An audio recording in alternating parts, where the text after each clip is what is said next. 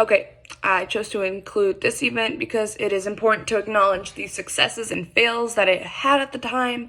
So I will be talking about the National Industrial Recovery Act that occurred in 1933.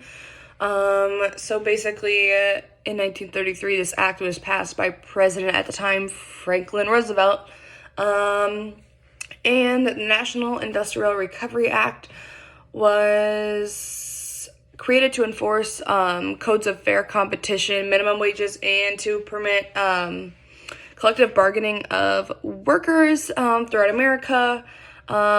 This act was supposed to be intact from 1933 to 1935, so essentially only 2 years to kind of help get things back on track and get things to a better spot.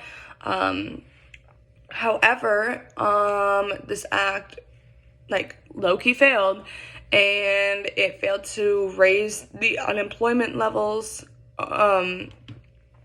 and it was successful in raising wages, but there just wasn't enough to equal it out, and it didn't, and the act didn't really have a way to counteract any of the problems that were arising. They were just letting them happen instead of having ways to fix things and actually make more progress, which was the whole point of it.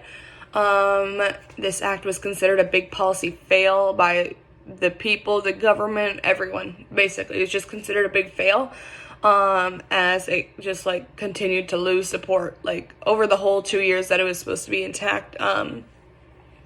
And this act actually ended up making its way up to the Supreme Court only a couple of weeks before it was set to expire, because people were so upset with it, and it was supposed to expire, but it was deemed as unconstitutional by the Supreme Court. So overall, it didn't have a very long-lasting effect, but it was an act that definitely influenced the workforce, the workplace, minimum wage, hours, all that stuff, working conditions.